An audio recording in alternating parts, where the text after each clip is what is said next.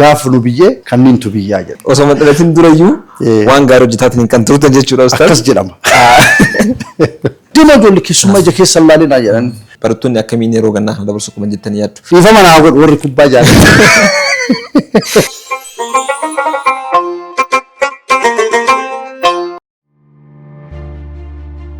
Addunyaa faayinaansii jijjiiramaa deemu keessatti filannoon keessan hundi furmaata diinagdee duudhaa keessaniin wal simatu barbaada.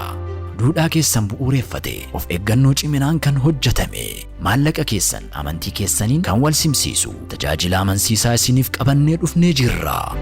Akka biyya keenyatti yeroo jalqabaaf waaleetii dijitaalawaa fi faayinaansii Halaal Pay baankii Hijiraa irraa iddoo dalagaa keessan irraa osoo hin sochoone tajaajila baankii kamiifuu kan fayyadu appilikeeshin Halaal Pay buufachuudhaan bittaa fi gurgurtaa keessan hammayyeessaa. Akkasumas hanga halkan sa'aatii 3tti kan isin tajaajilan karaa bakka bu'oota keenya isinitti dhihoo jiran goruudhaan maallaqa baasii fi galii gochuu ni dandeessu. Maal kana qofaree faayinaansiingii muraabahaa Halaal Pay itti fayyadamuun qabsiisa tokko alatti abjuu keessan dhugoomsaa. Halaal Pay Play Store yookiin App Store irraa buufachuudhaan daandii halaalatti harrooma makamaa. Halaal Pay Baankii Hijiraa imala gara egalee ifatti. Egaa doota keenya sagantaan daawwataa jirtan sagantaa simboodhaati. Amma immoo sagantaa keenya kan keessummaatti argamna. Keessummaan keenya kan torbee kana immoo nama biyyaati. Isaanii wal baranneetiin gara marii keenyaatti deebinaa. Salaamu alaykum wa rahmatullahi wa barakatuh. Wa alaykum salaam wa rahmatullahi wa barakatuh. Ustaz dura dursuudhaan yeroo nu kennitaniitiin baga nagaan gara istuudiyoo keenyaan dhuftanii mee maqaa keessan nu himaati marii keenyatti deebina. Allee dura dursoo carraa naa kennitaniif galatoomaa jedha. Maqaan kiyya Abdul Hakim Haji Hussein Badhaasoo jedhama. Bakka hojjedhu mana marii dhimmoota Islaamummaa naannoo Oromiyaa. Gaheen hojii kiyyaa itti gaafatamaa caasaaleetii fi hordoffii isaaniiti. Hayya ustaz inshallah yeroo keessan hojii guddaa irraa kaataniitii kan dhuftani amma sirra deebiidhaan hedduu galatoomaa isiniin jedha. Mee gara hojii amma isin jirtanitti dhufe keenyaan dura ustaazni eessatti dhalatan eessatti guddatan kan jedhu irraa kaaname. Galatooma Abdul Hakim Haji Hussein Badhaasoo bakka itti dhalate aanaa Shaashamannee akka ammaatitti magaalaa Shaashamannee jala jirti gandi gaafan dhaladhu gandi Karaaraa Fillichaa jedhama. Karaaraa Fillichaa jedhama. Akka amma bulchiinsa magaalaatiin ammoo bulchiinsa magaalaa Shaashamannee kutaa magaalaa Malkaa Sirbaa aanaa Buttee Fillichaa jedhama. Bakki itti dhaladhe hospitaala Kuyyaraati. Hospitaala Shaashamannee guddaa hospitaala Kuyyaraati. Warra jalqaba handhuurri isaanii mana fincaanii gatame jechuu hin dandeetti. Ajiib. Inshallah hospitaala dhiyoo waan jettaniif achumatti dhalatan. Hospitaalli dhiyoo. Faamiliin maatiin illee maatii dursee qaroome waan turaniif abbaan keenya hospitaala san hundeessuu irratti lafa kennuuf hospitaala san lafa qabsiisuu irratti illee gahee qabani. Dubartiin takka manatti dawuun qabdu ka jedhu amanan ture. Haatitti jechineensuun qabnaan dafanii hospitaala geessanii operaasyoonii ta'uuf turte jedhanii hin ta'u jedhee dursee dhaladhe jedhan. Ajiib. Osoo maxxanatiin durayyuu waan gaarii hojjetaatiin kan turtan jechuudha ustaz. Akkas jedhama. Mee ustaz waqtii nama keessa kun waqtii gannaa ta'uu isaatiin wal qabateetiin barattoonni keessattuu immoo barattoonni ijoolleen elementarii baratanis ta'uu ni jira. Ijoolleen kutaa haayiskuulii baratanis ta'uu ni jira. Yeroo isaan boqonnaa keessa jiraatan yeroo isaan immoo asiin dura oolmaan isaanii mana barumsaa ture. Amma immoo mana barumsaa irraa yeroo ji'a muraasaaf yeroo boqonnaa argataniitiin gara maatiitti deebi'anii waqtiin kun waqtii ulfaataadha. Barattoonni waggaa yookaan immoo ji'oota dheeraadhaaf barumsa irra turanii ji'a 2-3 yookaan immoo boqonnaadhaaf gaafa maatiitti deebi'anii xiqqoosii adeemsi isaanii kan duraan barumsa barbaachaaf deemaa turan boqonnaa irratti kan argamu. Mee haalli kun akkamii barattoonni akkamiin yeroo gannaa kana dabarsu kuma jettanii yaaddu? Maatiin keessanii fi isinis jalqaba irratti barnoota wal qabdanii hariiroon gaarii waan ta'eef kan gaafii kana jalqaba isin gaafadhe. Mee haalli kun akkamitti ibsamuu danda'a yeroo kanatti? Baay'ee gaarii gaafii bareeda gaafii murteessaa gaafii yeroon gaafatu gaafatte. Kun gaafiin kun gaafii dhaloota bocuuti. Dhaloota bocuuf ammoo gahee qabnaa waan kana dhaloota akka gorsinuuf kana nu gaafattan galatooma. Kana yaadanii nu gaafachuu keessaniif muuxannoo keessa dabreen irraa oduu kaane. Ani gaafa elementarii baradhu kutaa 6 dura irraa qabee jecha.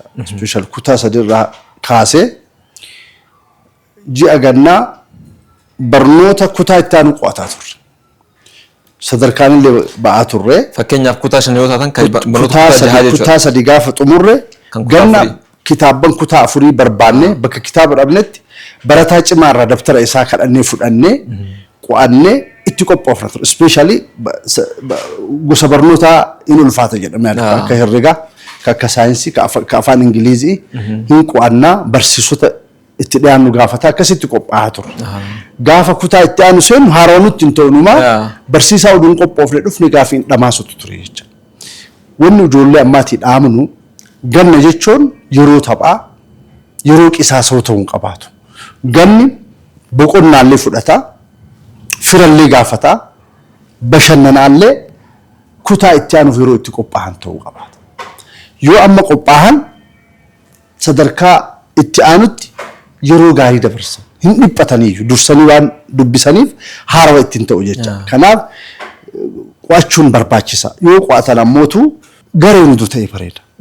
Namni tokko especially barataan dandeettii qaba jedhee yaadu tokko ufunee ta'uu hin qabu. Ufunee jechuun selfish jecha afaan Oromootiin. Kophaa isaatti. Kophaa isaa.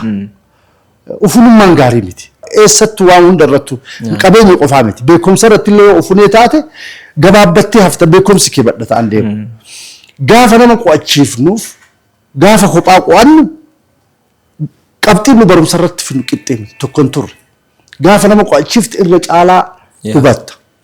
Namni ka dubbise caalaa ka dubbate qayyabata. Ka dubbate caalaa ammoo ka hojiin dalage qayyabata.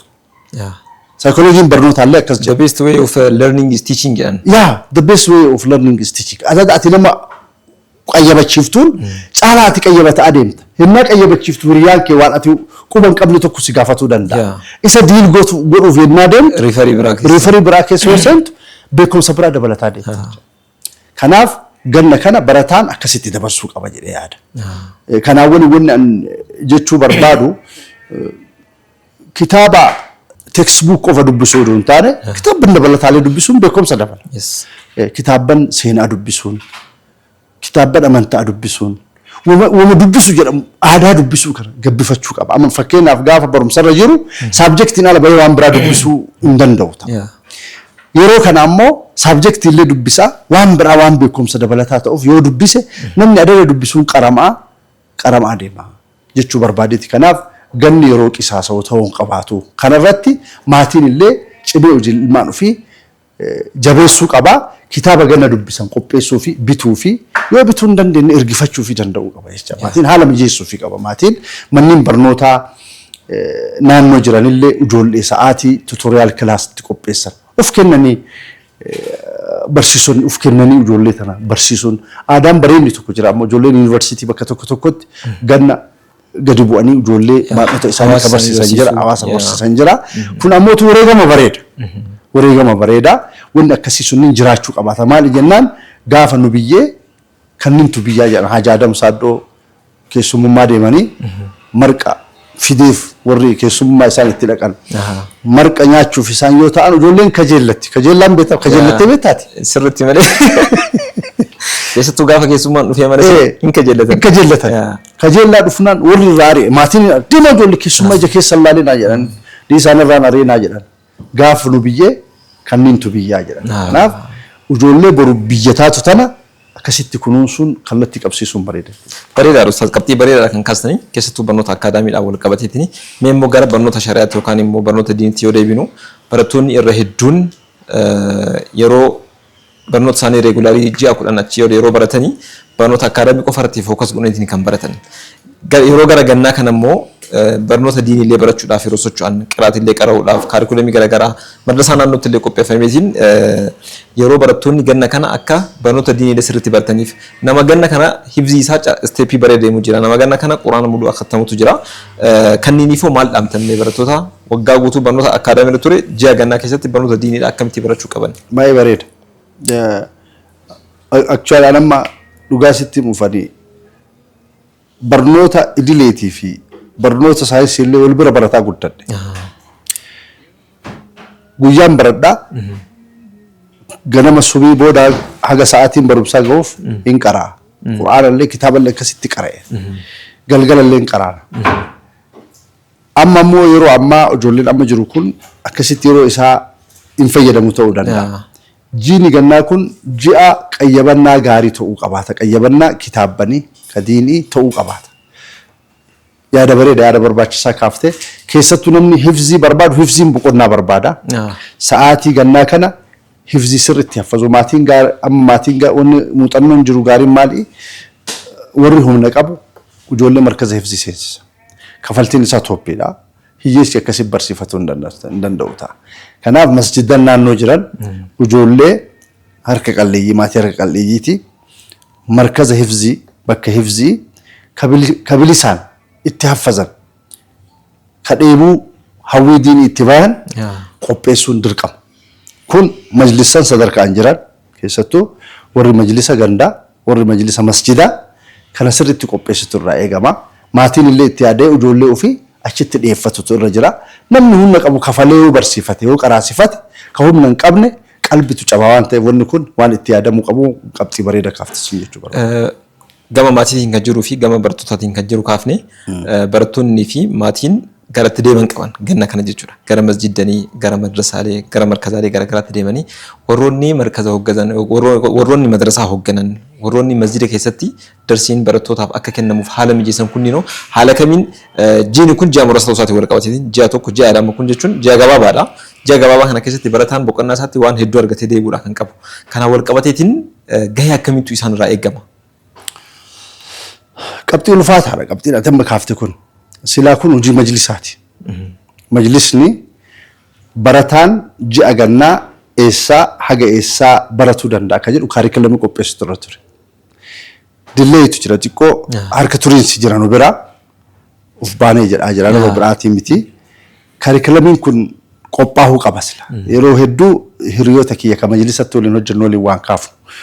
Kaarikulamiin wal fakkaatu tokko majlisa biyyoolessaa irraa haga majlisa naannoo, haga majlisa godina, haga majlisa gadi bu'uutti qophaa'ee wanni wal fakkaatu wayii kaarikulamii barnoota gannaa ka ijoollee ka qur'aanaa, ka aqiidaa, ka fiqhii hundi isaa mata duree hundaan qophaa'ee sila gadi bu'uutu irra ture. Fakkeenyaaf yeroo dargaggummaa keessa jirru warri alaa dhufu koorsii gaggabaabaa hadiisarraa waan haffazamu gaggabaabaa fiqhirra, tawhiidarra, qur'aanarra, tajwiidarra waan gaggabaabaa ganna kana keessatti waan yeroo san barannee haffaznee haga ammaa itti fayyadamaa jirrutu jira. Umrii keenya ka arri itti baafne kanattu waan nu faana dhufetu jira. Daawaa keessatti waan nu ijaaretu jira. Wanni sunniin waan madaalawaadha.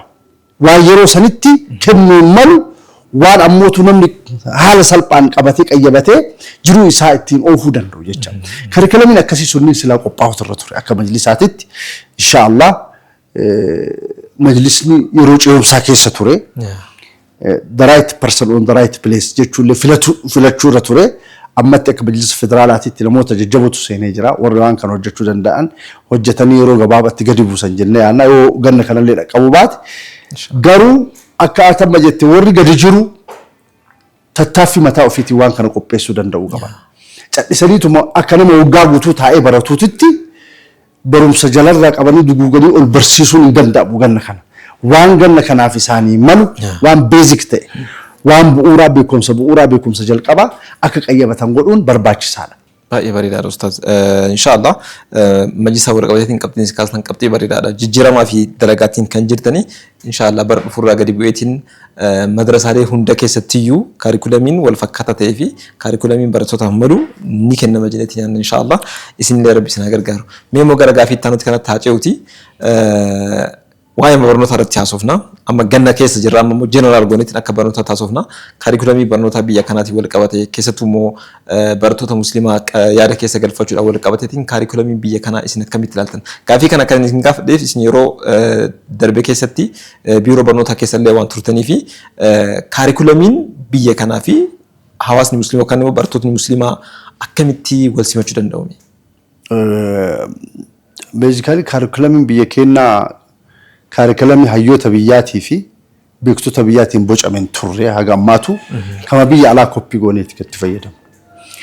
Kunillee maaliif ta'a jennaan addunyaa waliin deemuudhaaf jechaadha. Haa ta'u xiqqoo adaapti godhuun silaa barbaachisaadha. adaptation barbaachisa kan hayyoota curriculum barnootaatitu sirriitti beeka. Curriculum lama argine umrii keenyatti. Kan baranne curriculum amma bifa haaraan dhufe kana.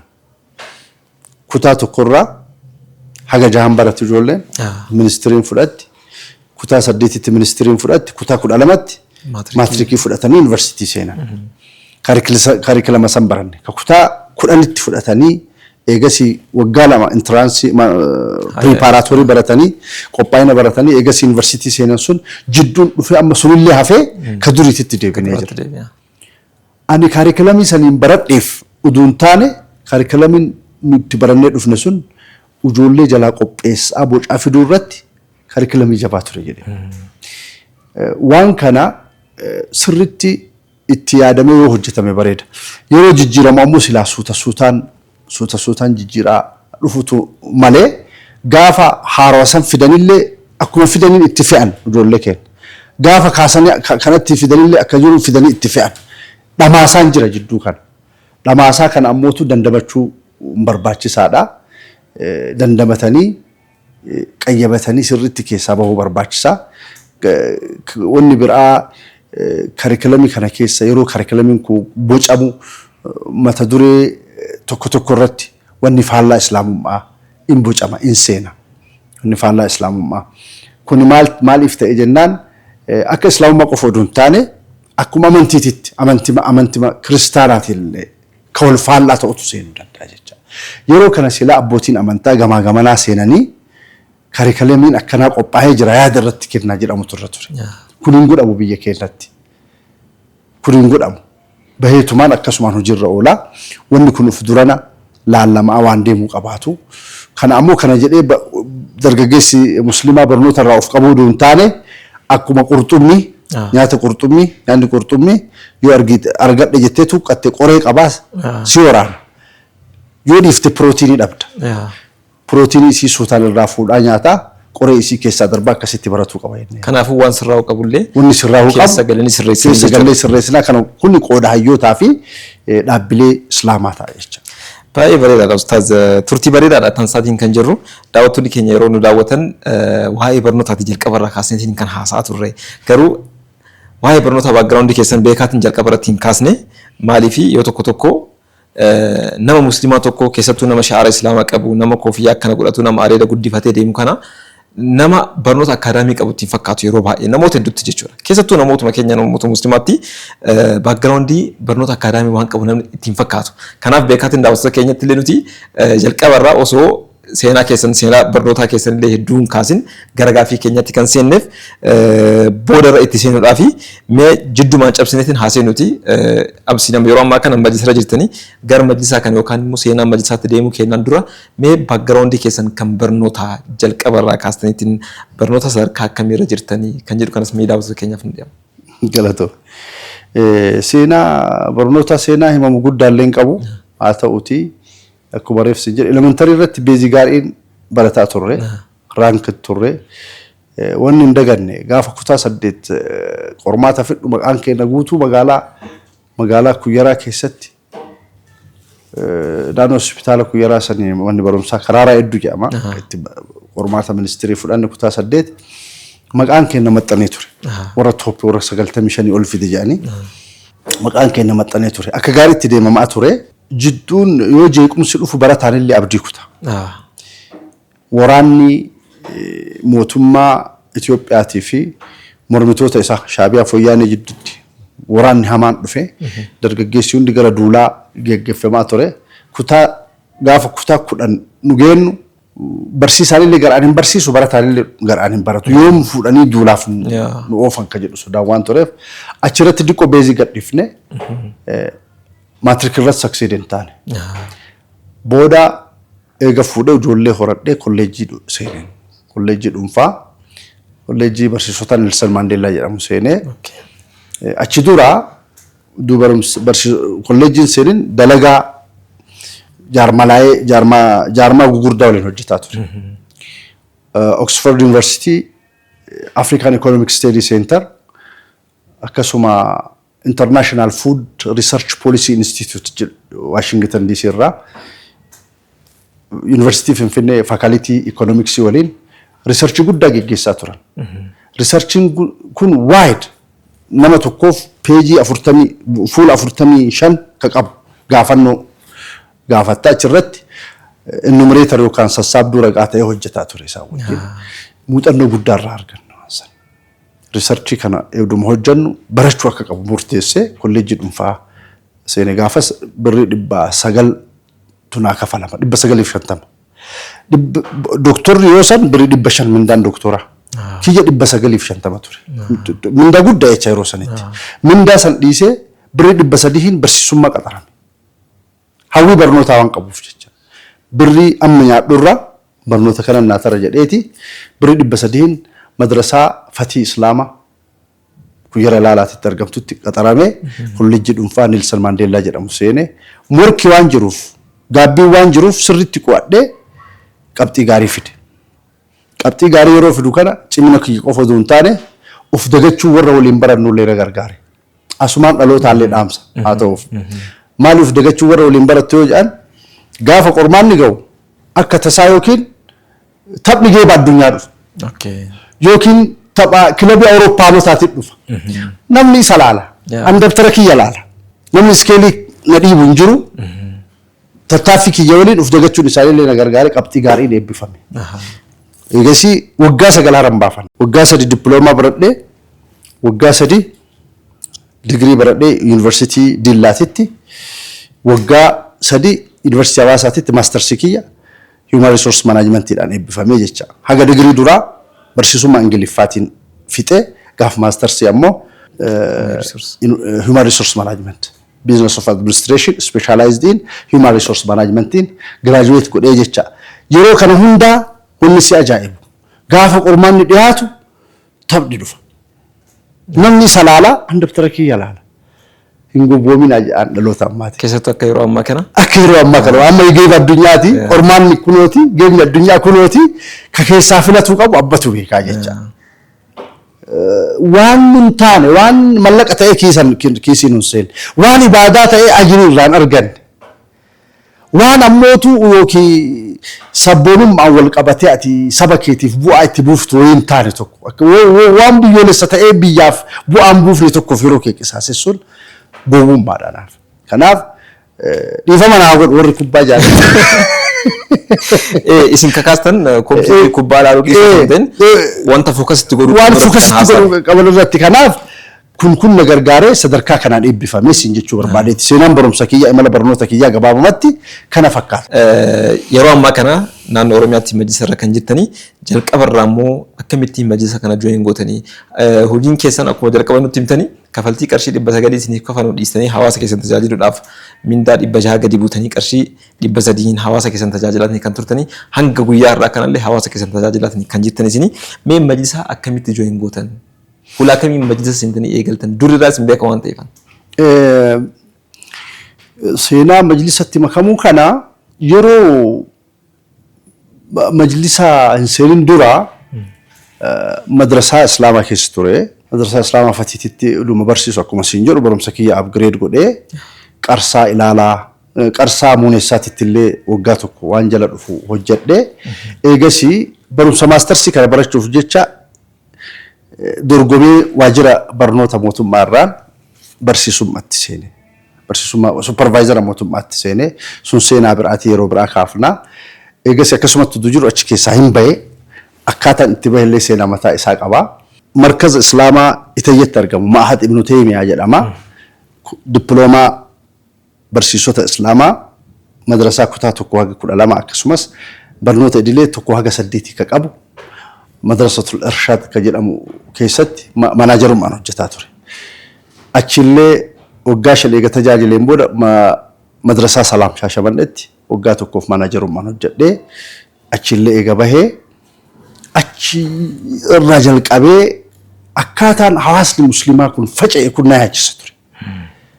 Daawaa ol ka'ee abbaan fedhe uma fedhe daawaa godhaa kunillee achitti waan fedhe haasayaa. Nama ummata kana mataa isaa tokko godhee maaneej godhu akkamitti dhabne majlisni keenya ka amma maqaaf jiru kun maal hojiin isaa ka jedhu baay'ee na yaaddeessaa ture. Lammaffaa khidmaa hojjechaa irratti carraa argadhee hajji gaafa deeme hujjaajni keenya facaa mallaqa kafalee deemee beelawee garaa ofiitii nyaachuuf sadaqaa oduu barbaaduuf fiigu ka konkolaataan dhayedootu ture. Asfaltii gamatti sadaqaa raabsan argee makiinaa gama gamanaan fiiguun argu fiigee konkolaataa jala seenee garaa isaatiif beelli kabajaa siin kennu baay'ee. Yeroo san takkuma rabbiin udume kaadima ummata kanaana taasisee jedheeti. Hawwiin na keessa bulaa ture. Walaakin akkasumallee ta'ee hawwiin haana keessa jiraatu malee fuulduratti of hin baafne. Bara jijjiirama 2011 majlisni Oromiyaa uduun ijaaramin dura ummanni Arsii Lixaatiif Shaashamannee of ijaare. Majlisni Oromiyaa ka federaalaallee uduun jijjiiramin jecha nama hawaasni hin feenetu ture jecha Oromiyaa fi federaalaallee. Shaashamanneen ummanni ijannoo isaati mootummaan jijjiiramaa dhufnaan majlisa kana hin barbaannu jedhaniiti ofii bahanii waajjira yaasanii nama ofii seensisan jecha. Filannoo seer qabeessa kama barana gaggeeffamu kun akka biyyaatti haaraa ta'uu danda'a. Ummata Shaashamanneetiif Arsii Lixaatti haaraa miti. Gaafas bahanii masjidarraa wal filanii wal kennatan jecha.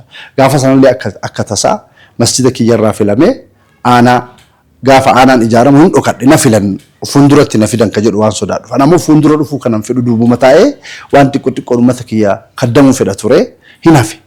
Bakkuma inni jirti itti gaafatamaa qismii daawwaana godhan. Gaafa godinaalleen dhokadhe yaada nuu kennita waan nu mariisiftu jira.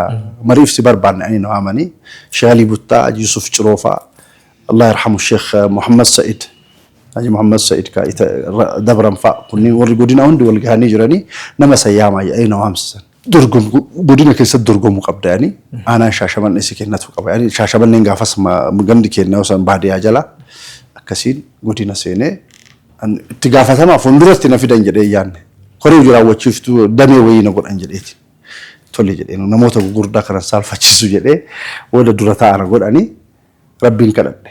Aangoo nama fedhee itti dhufe itti kennitee ilaalta jedhanii Rasuulli alayhi salaatu wasallam. Nama dirqamaan uummanni itti kennu hin gargaartaa dhaga'ee rabbi kiyya na gargaar jedhee rabbiin kadhadhee godina waggaa 3 akka gaariitti alhamdulillah keessa rabbi nu baasee eegasii nama Shaashamannee fi godina Arsii Lixaa bakka bu'u ka jedhu gaafiin dhufnaan asii xalayaan gadi barreeffamee koree hojii raawwachiiftuu mana marii magaalaa Shaashamanneetii fi ka godina mari'atanii ana bakka buusanii waggaa arfaffaa kiyya amma as jira jecha. Gaafa filannoo dhiyoollee filannoon deebisee uummanni bakka na buufatee as jira. Dandeettiin kiyya gasiin ga'u uummanni kiyya waan na jaallatuuf na kennate. Uummanni isin jaallata isinitti amanaa. Kanaaf isin hawaasa keessan duubatti tajaajilu barbaadan ture. Aanaarraa eegaleetiin iddoo isin jirretti isin fidanii gara aanaa isin fidanii gara godinaatti immoo gaafa isin fidan mariidhaa jedhaniitiin isin yaamaniitiin godinaaf dorgomuu qabdu isin jedhanii hawaasni akkasitti dhiibee aanaa keessa isin barsiisuun ammas dhiibeetiin Oromiyaa isin galchee jira. Kun hawaasni waan isin jaallatuuf waan isinitti amanuudhaaf inshaallah yeroo ammaa kana immoo majlisni akka biyyaatti hojii gurguddaadha kan hojjetaa jiru keessattuu jijjiirama fiduudhaaf hojii gurguddaadha kan hojjetaa jiru. Dhiyeenya kana immoo sirna hajjiidhaan wal qabateetiin hojiilee gurguddaatu hojjetamee akka jiru quba qabna. Keessummoota hooggantoota achitti sirna hajjii kana keessummeessaa turaniif simannaan gaariin akka taasifameef arginee jirra. Mee gara seenuu keenyaan dura isin akka majlisa Oromiyaatti Oromiyaa keessatti jijjiirama akkamii fiduudhaaf hojjetaa jirtan gama hawaasaatiin gama du'aatotaatiin gama alimmaniitiin jijjiirama akkamii fakkeenya yoo maaf akka deebi'anii uummanni kun yeroo ammaa kana beekumsa kara lamaanii qabaachuu qaba. Yeroo wajjin abdeetti adeemuu qaba. Kanaafuu sheekota wal qabateetiin du'aawota magaalaalee garaagaraa keessatti wal qabateetiin jamaalee garaagaraatti wal qabateetiin akka isin barbaadaniin kaayyoo majlisni qabatee jiru wajjin akka deemuuf hojiilee akkamitti hojjetamaa jirama. Jazakallah khair. Majlisni Oromiyaa koree hojii raawwachiiftuu amma waliin jirru baay'ee irra dadhabaan ana yoo siin jedhe soban ta'u namoota ciccimootu guutan dhufee jira. Durarraa yeroo jijjiiramaarraallee namoota ciccimootu seene jecha shajjiirra jalqabee gaaf shajjiin jiranirraa namoota cabsaan qabnetu seene. Kuni maaliin ta'e jennaan hawaasni nama ofii hin beeka. Nama isa tajaajilu sirrii beeka hawaasni. Harki rabbiillee keessa jira. Namoota ciccimoo ka quuqama qaban ka garaan hojjetan ka seenaa kanaan duraa keessatti illee wareegama gurguddaa kafalaa turantu gara fuulduraatti dhufe. Erga dhufamerraa akka majlisa Oromiyaatitti udu'an Oromiyaatti makamin gaaf Shajjii Ibrahim jazaahullahu khair rabbi umrii isaanii nu haa dheeressu gaaf isaan pirezidaantii irraa riisarchii gaggeessan researchiin isaan gaggeessan godinoota hundarraa sample fudhatanii interviin godhamee imaamni, mu'azzinni, waardiyyaan, jama'aan masgidaa, daldalaan, soosaayitiin hundi, hawaasni hundi jiru adda addaa keessa jiraatu hundi interviin godhamee interviin sun cuunfamee hanqinni ummata muslima Oromiyaa maal? Ciminni isaa maal? SWOT analysis namni hin beektaa barattee jirtaa. SWOT analysis dalaganii hayyoota gugurdoo biyyi qabduun qo'achiisanii qorachiisanii istiraatejistoota gugurdoo biyyi qabdu warra amma majlisaa Finfinneetitti filamee jiru. Ustaaz Shihabuddin Sheenuraafaa, Ustaaz Abdulaziz Aloo majlisa federaatitti aanaa hojii gaggeessaa akka ta'an kanneen qorannoon gugurdaan gaggeeffamee istiraatejik pilaanii waggaa 5 gaafas majlisa federaalaa waan biraa keessa jira. Istiraatejik pilaanii waggaa 5 bocanii gaafa data analysis irra jiran an dhufee itti makame. Gaafa dhufne data analysis kana warra tiimii hojjetu waliin makamne warra hojjete jecha. Kun jijjiirama guddaa. Eessa jirra jechuu qorachuun mataan isaa jijjiirama guddaa. Rakkoo kee beekuun wadhakkaa furmaataati. Kanatu godhame akka majlisa Oromiyaatti. Seenaa majlisa Itoophiyaa keessatti researchiin badhaan gaggeeffameen beeku, strategic planning qophaa'een beeku, karoora waggaa tokkootu sirnaan qophaa'een beeku. Yoo qophaa'ellee akkanuma akka aadaatitti qopheessan malee rakkoon kenna maali jedhanii qoratanii qopheessuun ture jecha. Kun waan koreen jijjiiramaa fide jecha. Strategic planning waggaa 5 kun fuulduratti tarkaanfachuu hin dandeenye. Sababaan isaa gubbaarraa namni yoo hin tolle waan kana qabatanii gadiin bu'uun nama dhibaa.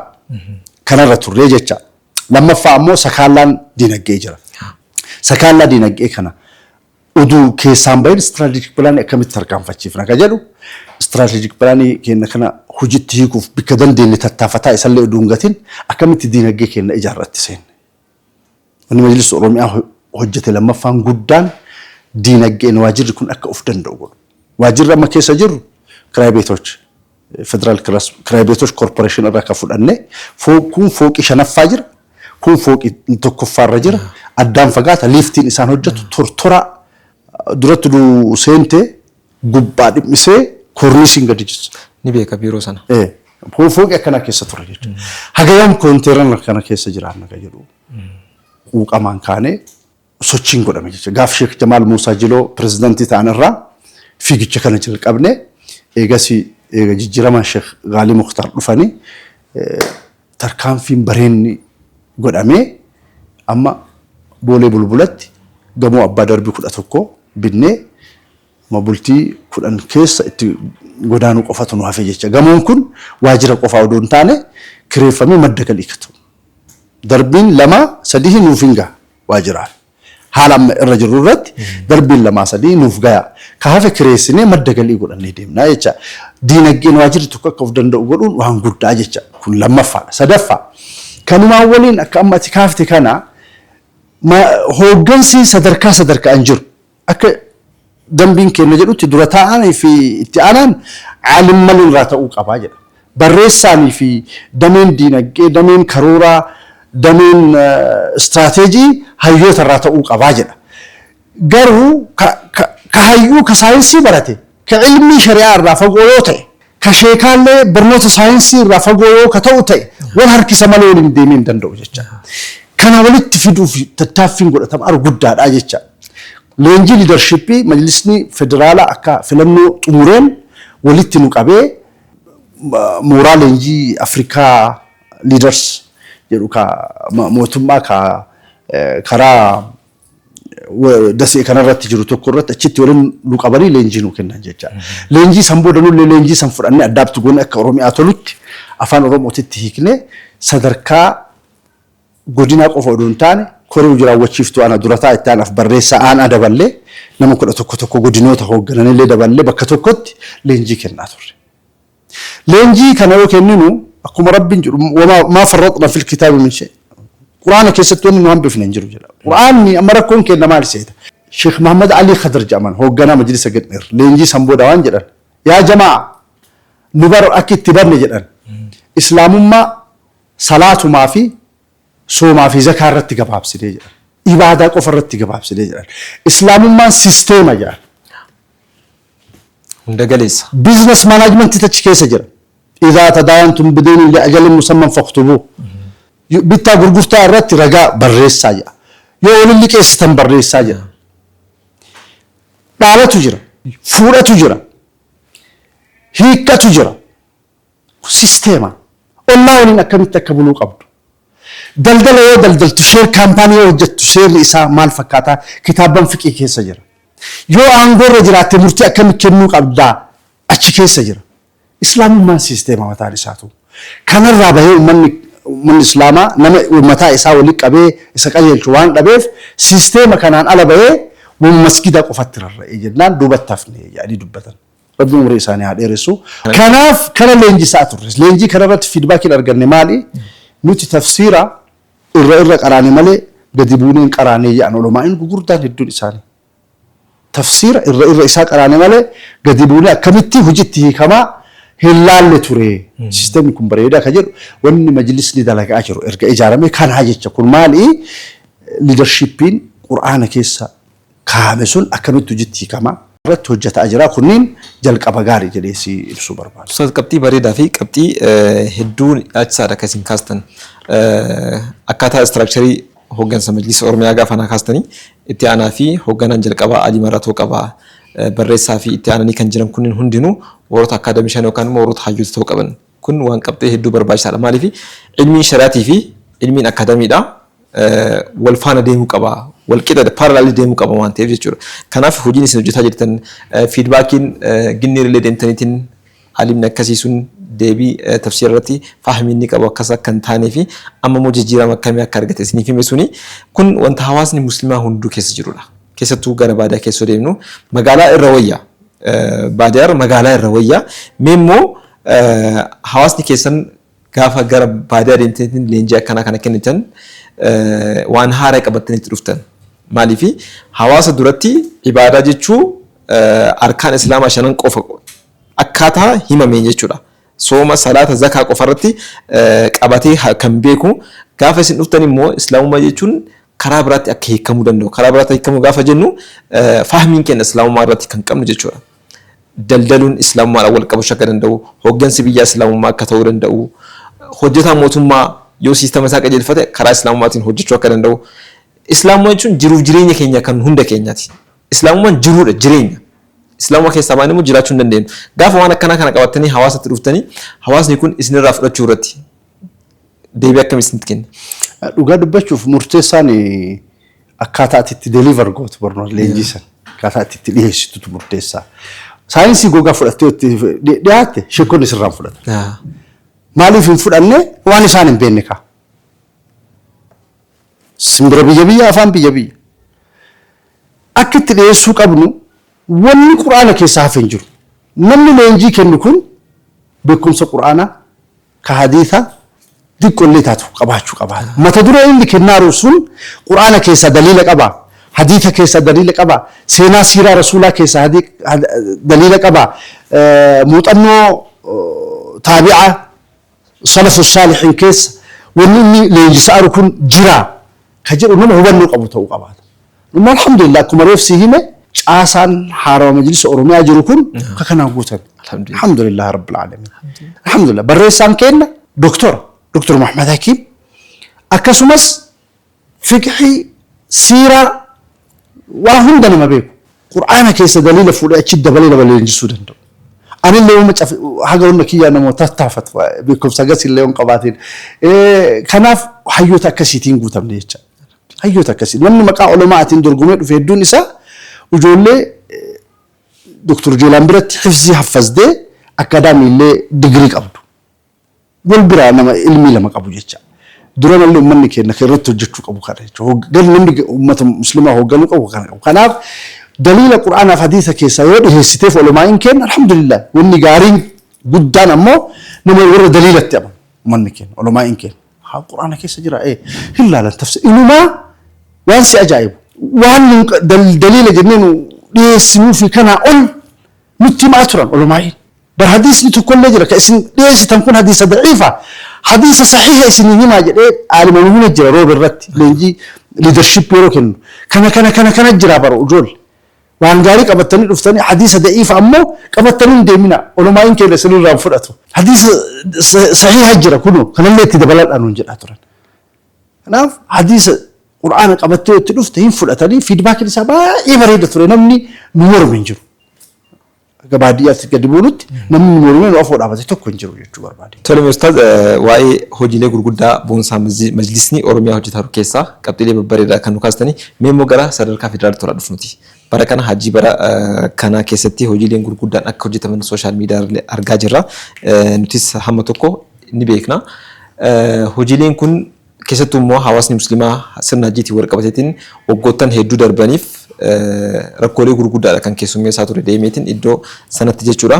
Kana furuu keessatti immoo majlisni federaalaa hojiilee gurguddaa hojjetame isa isaanuu kaaftanii barbaade. Jazakallah khair. Sirna hajii irratti mootummaan Suudii seera serious ta'e qaban. Ministeerri hajii hin hordofa.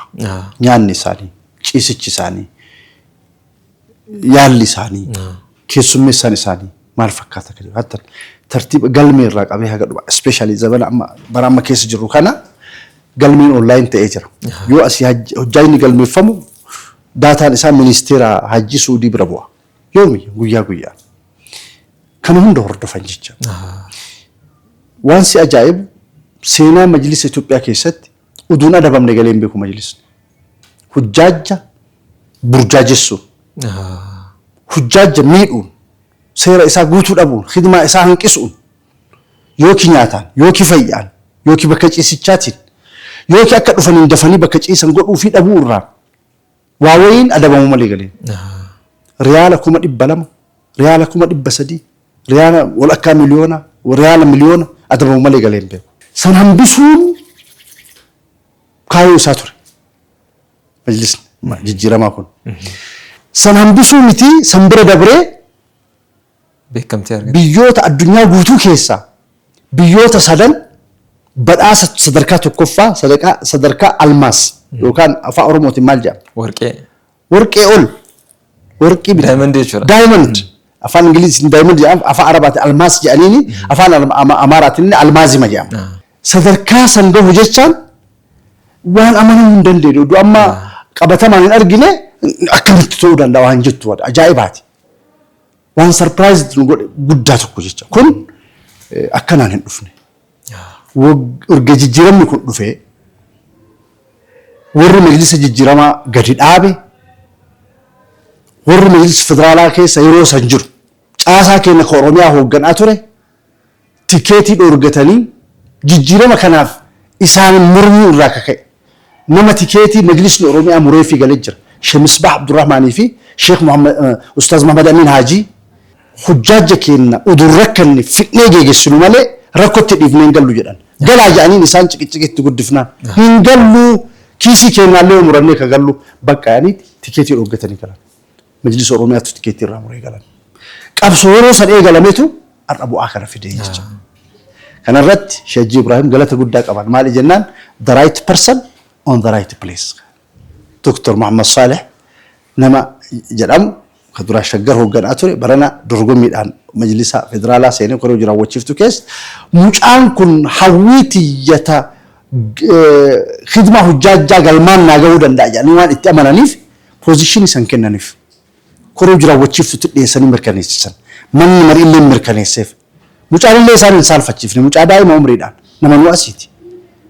Wanni kun galanni guddaan ka rabbiiti isaaniin booda ammoo rabbiin booda ka Sheekh Ibrahim nama humna qabu nama gahumsa qabu laalanii filatanii achi kaa'uun waan guddaa. Dr. Muhammad Saleh illee nama galataati jechuu barbaada. Kun wareegama namoota hedduu amma maqaa isaanii kaasee ani hin fidnetu harka keessaa qaba. Namoota tikeetii mallaqa ofiitiin muratanii hajjiif dhaqan ibaadaa ofii dhiisanii ka hujjaaja kana kaddamuu fi rakkoo burjaajinsa hujjaajarra gahuu kan qabsaa turantu ture. Ustaazonni keenya hedduun jecha. Galata isaanii rabbi isaanii haa kafalu jechuu barbaada. Kun kana fakkaata. Alhamdulillah. Baay'ee bareedaadha. Keessattuu immoo hawaasni musliimaa biyya keenya seenaa musliimaa keessatti seenaa rasuulaa keessatti hawaasa iddoo guddaa qabudha. Yookaan immoo akka biyyaatti yoo ilaalle biyya iddoo guddaa qabudha. Biyya keessummoota rasuulaa alayhi salaam simataniitiin tursiisanii deebisanidha. Kanaaf biyya hijiraa yeroo lamaati jechuudha biyyi keenya kun. Madiinaa dura biyya Islaamummaan seenee jechuudha biyyi keenya kun Makkatti aanseetiin. Kanaaf isinillee jabaattanii irratti hojjettanii akka mijitaasitti illee mootummaan Saawudii illee Rabbi laaffisee gargaareetiin hawaasa musliimaa biyya kanaatiif umraafis ta'ee hajjiidhaaf gaafa gara biyya kabajamtuu sanii deemu osoo simannaan addaa taasifamee fi maaliif hawaasni kun seenaa musliimaa keessatti seenaa guddaa qaba. Biyya kamuu caala jechuudha. Biyyoota amma Arabaa gurguddatan kanneen durasa Islaamummaan biyya Itoophiyaa kana kan seene. Kanaaf kabajni kun silaa yeroo akkanaa kanneen yeroo akka hajjii yeroo umraa kana akka addunyaatti mul'achuudha kan qabu. Kanaaf inshallah majlisni illee kana irratti hojjeta jenneetiin abdii qabna. Mee immoo gara oduu simbirtuu yeroo ammaa kanatti adeemnu nuti dhiyeenya kana oduu bareeda tokko dhageenye mana murtii shari'aa islaamaatiin wal qabateetiin akka mana marii bakka mootummaatti labsiidhaan ragga'ee jira. Mee labsiin kun nuti hin beeknu seera illee barannee waan hin jirreef natti fakkaata. Mee jijjiirama akkamii hawaasa keenyaaf fida jettanii yaaddu? Actually labsiin mana murtii shari'aa hundeessu addaa miti qabahee turaadha. Bara Haayila Sillaasee irraa qabee jira. Humni isaa hagam jabaa hagam laafa ka jedhutu garaagarummaa qaba malee. Manni murtii shari'aa bara Xaaliyaanii seeraan labsamee dhaabbate. Gaaf Xaaliyaaniin biyyaa baatu Haayila Sillaaseen aangoo deebullee irra gaasise maaliif uummata musliima qabachuu waan barbaaduuf. Achi dura sulxaanitoota Islaamaa keessattuu Hararratti waggaa 200 dura irraa qabee murtii shari'aa kennamaa akka turee fi barreeffamni murtiilee akka galme akka seenaa hambaa seenaatitti kaa'amee jira. Manni murtii shari'aa haarawaa miti Itoophiyaa keessatti jechuu barbaadeeti. Kan ammaa kun maaliin adda yoo jette manni murtii federaalaa abbootii murtii kabajaa abbootii murtii idileetii gadi qaban. Faayidaa garaagaraa argatu irratti isaanii gadi. Mirga abbootii murtii idileetii gadi mirgi isaaniillee kanan sirreessa. Abdii guutuudhaan akka hawaasa tajaajilan taasisa. Eeggattummaarraa baasa. Yaa'ii mataa isaa qaba. Dur yaa'ii abbootii murtii idileetiin filama pirezidaantiin maaliin mariin garaagaraa kan gaggeeffamu. Amma yaa'ii idilee yaa'ii abbootii murtii kan mataa isaa qabaata. Majlisa federaalaa irraa namni itti makamee eegas itti hawaamni isaa bakka bu'oota uummataatiif ta'a kallattiidhaan akkuma mana murtii kaanii. Abbootiin murtii yoo muudaman dur abbootiin murtii idileetitu muuda qaadii shari'aa. Amma immoo majlisni federaalaa hin dhiyeessa paarlaamaan hin mirkaneessa muudee mirkaneessa jechuudha. Kun waan guddaadha. Sadarkaa guddaa. Mootummaa jijjiiramaa kana keessatti waan arganne guddaa keessa siyaasaa seenuu fi miti waan hawaasni musliimaa mootummaan kun mootummaa kenna jedhee akka jaalatu taasisu keessaa guddaan labsiidhaan dhaabbanni musliimaa majlisni kun uf danda'ee akka dhaabbatu godhuu isaati kun ammootu lammaffaa jecha labsii lammaffaa. Kanaaf hawaasni musliimaa man ahsana ilaykum ma'ruufan fakaafi'uhu rasuulaa san waan jedhuuf mootummaan kun mootummaa kenna kan jedhu akka yaadoonni isa taasisu kana fa'aa jecha kun jijjiirama guddaadha jecha. Kanaaf manni murtii shari'aa uf danda'ani bajataan akka uf danda'an hojjetaa ofii akka ufii qacarachuu danda'an fakkeenyaaf akkaataan shari'aan uffannaan shari'aa jedhuu fi mana murtii shari'aa yoo dhaqan warri keessummeessu uffatu dubartoonni achitti uffatan yoo ilaalamu faallaa shari'aati jecha. Kanallee waan sirreessitu achi keessa jira. Diteelii isaa mootu warra seera samboceetu sirriitti harkaa qaba. Tajaajilli inni kennullee akka badhatu koomeenti goonee turre fakkeenyaaf dhimma islaama laallatu waqfii faraa'ida dhimma majlisaati masaajidootaatti wal qabatu laaluu akka danda'u koomeenti godhamee ture. Kanaaf wanni kun waan gaariidha jedhee yaada. Baay'ee bareeda Ustaaz. Silaa qabxiin nuti irratti haasa'u kun yeroo hedduu fudhanneetiin osoo haasofnellee qabxii hin dhumanne garuu yeroo kennamtu nu daangeessa. Mee gaafii dhumaa takka qofa isin haa gaafadhuuti. Isin yeroo ammaa kana tajaajila hawaasaa irra kan jirtan hawaasa musliimaatti tajaajilaatiin kan jirtani mee isiniif tajaajila hawaasa yookaan immoo islaamummaadhaaf hojjechuun akkamitti ibsamame? Dhugatti hawaasa tajaajiluun kaasatan hawaasa musliimaa tajaajiluun raahaa nafseeti anaaf. Maal yoo jette ati jiruu dhuunfaa keetiitti irra yoo fokas goote gammachuun tanteetumaaf tamaatiiti. Boru ijaaraa jirta. Especially tiimiin keenya kun amma faayidaan inni argatu baay'ee jiru. Lafa qullaatti dhufee mana qullatti dhufee mana injirratti dhufe. baree dhufe gaaddisa rogaatu bakka hin qabnetti dhufe jechuudha. Nuti mee aguddatu xiqqaatu ji'aan waan nyaannu in arganna majlisa Oromiyaa irraa. Warra godinaatiif achii gadi warra kiisii ofiitii baasaa hojii geggeessaa godheetti hojjetutu jira. Kun ammoo wareegama lubbuuti. Wareegama guddaa kun gammachuun kanaa waliin jiru. Waan dandeettu hawaasa keetii godhuu dhabuun madda gammachuu keetii cufuudha. Waan dandeettu hawaasa keetii gumaachuun burqaa gammachuu guddaa tokko lafa keettee deemuudhaati. Boru gaafa jaartee yoo umrii rabbi si kennee jaartee kasara deebite waan hojjettee dabrite san yoo laaltu hin gammadda. Mallaqaa miti. Gammachuu nafsee irraa argatta jecha. Kanaaf anaaf hawaasa kana tajaajiluun madda gammachuuti gabaabamatti. Yoo kana jedhee gabaabsanaa wayii. Hedduu galatoomaa. Xumura irratti hawaasa hoogganataniif keessattuu dargaggootaaf dhaamsi dhaamtanoo jiraate carraa kanaan fayyadamaati mee waa dhaamaafi. Galatoomaa. Dargaggeessatti dabruu dura hawaasa kennaa waa dhaamuu barbaada.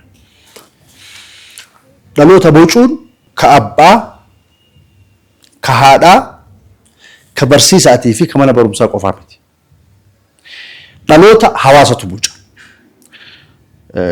Ani gaafa daa'imaa abbaan kiyya akkamitti akkana guddisaa ture namoota tunatti mee sheeppana godhe. Rabbi isaa araaramu Abdallaa Hulluuqaa nama jedhamu tokko yaadadha. Ati bar akka diin kaddamtu abbaan kee barbaada. Bakki ati amma ol aartu kun bakka abbeessi hawwuu miti naan jedhaan. Yoo na argu hunda bakka mallatti yoo na argu na gorsa namni sun. Jiruu kiyya bocuu keessatti gahee guddaa qaba. Lammaffaa Hajji Usmaan nama jedhamantu jira. Magaalaa naannoo Kuyyaraa sanii ammallee jiran isaan. Abdul Hakiim ati ilma Hajji Hussein badhaasooti. Ati maqaan kee Abdul Hakiim. Bakki ati jirtu kun bakka si fakkaatu miti. Barandaan ati taa'artu kun barandaa si fakkaatu miti naan jedhan. Biraa galee.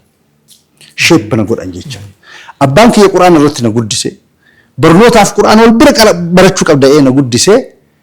Dargaggummaa si daddaasiti gaafa an daddaaqe ammoo abbaan kiyya hin jiru. Haati tiyya hin jirtu. Namoonni kun sheeppu na godhuu baatanii bilbilli uf yaadachuu na keessatti silaa hin uumamu ture jecha. Kanaaf wanni hawaasa kennaa dhaamu. Dargaggeessa karaa badoo argitan. Kun kan baluutiin abbaan daadhii dhugee filma abbaan hin urgaahu jettanii bira dabrina. Gorsa ilmi kun yoo qajeele bu'aan isaa keessan. Yoo jallate dhibeen isaa dhibee keessan. Ijoollee keessanitti laba. Fe'aa isinitti jechuu ni barbaada. Kun dhaamsa hawaasa kennaati. Nama tokko yoo dogoggore yoo jallate hamachuun abdii irraa kutanii achi gatuun waan hawaasa kenna keessatti mul'atuuf kun dhaamsa hawaasa badhaati. Dargaggeessaa wanni dhaamu teeknooloojii akka nyaata qurxummiititti itti fayyadama. Qurxummiin pirootiinii qabdi, qoree illee qabdi. Arganne jettaniin tuuqqatina, qoreetu sin waraana. Qoree qaba jettanii illee hin darbina, pirootiiniitu sin jalaa hafa. Kana dhaamaaf teeknooloojiin of eeggannoodhaan ittiin fayyadamiin fuudhee namaan tara. Dargaggeessaa miti jaarsallee fuudhee karaan dabruu danda'a. Maatiin illee ijoollee keessan fayyadama teeknooloojii irratti ispeeshali smaartifoon bilbila gurguddaa kana bittanii warri itti kennitan maaneej godhaa. Laalaa ijoolleen tiyya maal itti fayyadama arti bilbila kana. Waan barnoota irratti isaan gargaaru, waan ilmii diinii irratti isaan gargaaru, waan akhlaaqa isaanii irratti isaan gargaaru laalaa ammoo waan isaan balleessu laalaaran jechuu hordofaa. Gorsallee tartiiba qabsiisaa. Dargaggeessi illee yeroo keessan akka dura jenne san kubbaa Awurooppaa, kubbaa geeba addunyaa hin laalinaa jechuun ani utuu hin laalinaa utuu laaluu dhabaattanii gaarii jedha. Maaliifi mallaqa ta'ee kiisiin seenu ajirii ta'ee jannata sin seensisu. Sabboonummaan waliin qabatu, biyyoolessaan waliin qabatu. Waan biyya Faranjiititti biizinasa ofiitiif namni godhatu laaluuf isa deeggaruuf tiifoozoo isaa ta'uuf yeroo keessan hin qisaasessinaa, yeroo keessan sirnaan fayyadamaa. Nuti biyya tana biyya wayyaa qabdu taanee isin dhaalchisuuf ifaajaa jirra. Faayidaan as keessaa argannu hin jiru. Nama bakka kana nu dhaalu barbaannaa jabaadhaaf qopheessaa jechuu barbaada. Hedduu galatoomaa Ustaaz. Dhaamsi keessan dhaamsa ajaa'ibaati. Gama lachiinuu gama hawaasa muslimaatii fi gama dargaggootaati illee dhaamsa baay'ee bareedaadha. Inshaallah namatti fayyadamu hunda keenya taasisu waan yeroo keessan nu kennitanii nu kabajanii sagantaa miidhagaa kan waliin taasisaniif hedduu galatoomaa isin jenna Ustaaz. Isinillee galatoomaa carraa nu kennitanii dhalee hawaasa kiyya akka guduunfu. nagootaniif. Inshallah yeroo biraatti illee sagantaa bal'aadhaan walitti deebi'eetiin abdii qaba inshallah waan dhuftaniif hedduu galatoomaa. Egaa dhaggeeffattoota keenya sagantaa keenya kan keessummaadha kan torbee kana fakkaatu ture sagantaan simboodhaa hafan itti fufanii isaan wajjin turtii gaarii jenna.